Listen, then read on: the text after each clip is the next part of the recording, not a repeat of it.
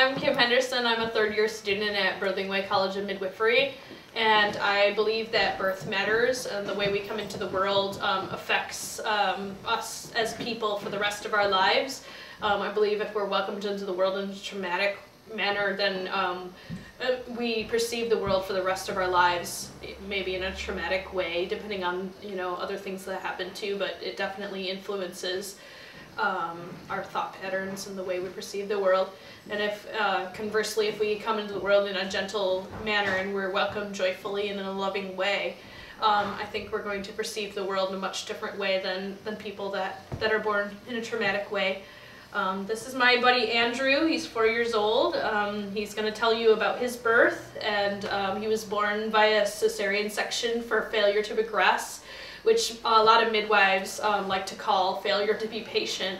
And I really think that's true. I think for whatever reason we feel like we don't have time with our modern medical system to take the time for people to have their births the way that they should.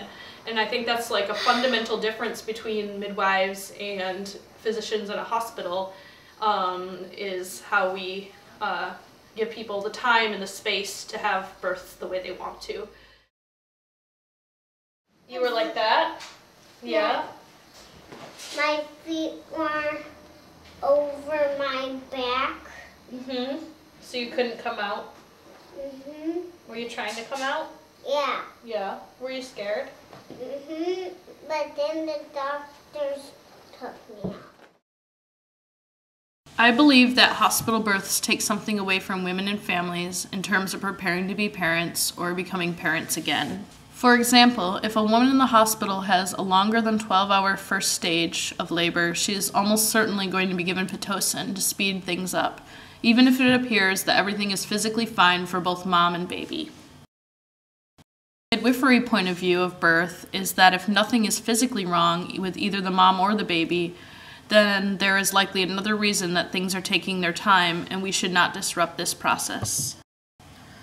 Some things that disrupt this process can be emotional problems, a short cord, the baby may be lying in an awkward position that requires time for it to readjust, and when we actively try to disrupt this process, we're causing avoidable problems.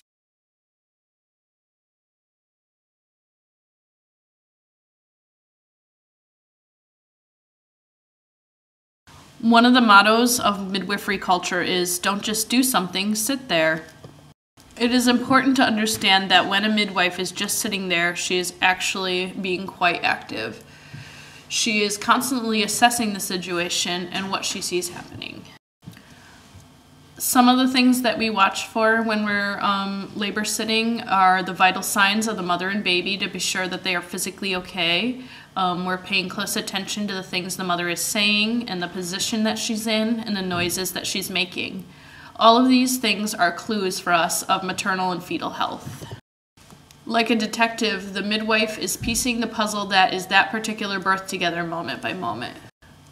Because the midwife doesn't rush to intervene with the natural birth process, mothers and families often have a more peaceful, deliberate, emotionally satisfying birth, which often includes emotional growth than what people tend to experience in the hospital setting.